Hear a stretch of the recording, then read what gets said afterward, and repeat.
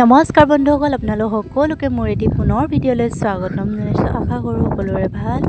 এয়া দেখিছেনে বতৰ পূৰা বতাহ মাৰি আছে, এয়া দেখিছেনে। আৰু মই এইফালে অমিতা পাৰিবলৈ আহিছোঁ। যিহেতু আমাৰ ঘৰত অমিতা খাই চবে বেয়াই পায়, মানে বনালে মানে খাবই নোখোজে। সেইটো কাৰণে ভাবিছোঁ কোনো গম নোপোৱাকৈ মই অমিতা খুৱাই দিম, যাতে কোনো গম নাপায়।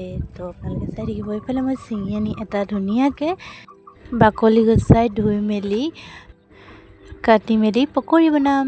তো আপোনালোকে বাৰু কেতিয়াবা এনেকৈ পকৰি বনাই খাই পাইছেনে? অমিতাৰ সৈতে কেতিয়াবা খাই চাবচোন, বহুত বেছি ভাল লাগে। মই মাজে মাজে এনেকৈ বনাই থাকোঁ।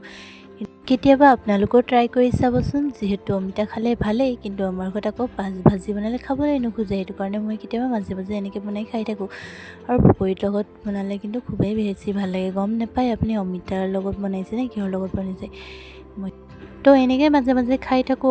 আৰু ইয়াতে জলকীয়া, আদা, পিঁয়াজ আৰু বেচন ইয়াত ধুনীয়াকৈ মিক্স কৰি মেলি খাই চাবচোন।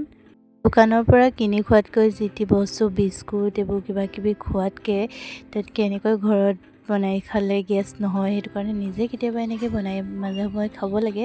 যিহেতু চব টাইমতে বেচন নাথাকে, সেইটো কাৰণে আটা ব্যৱহাৰ কৰি খাব পাৰি, বহুত বেছি ভাল হয়। মই প্ৰায়ে এনেকৈ বনাই থাকোঁ।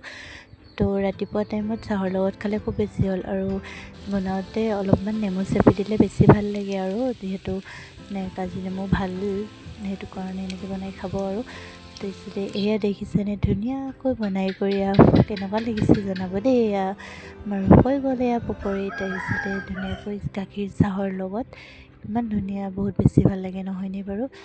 তো যিসকলে মোৰ ভিডিঅ'টো প্ৰথমবাৰৰ বাবে চাই আছে তেওঁলোকে লাইক কমেণ্ট শ্বেয়াৰ কৰি দিব। আজিলৈ আহিছোঁ, বাই।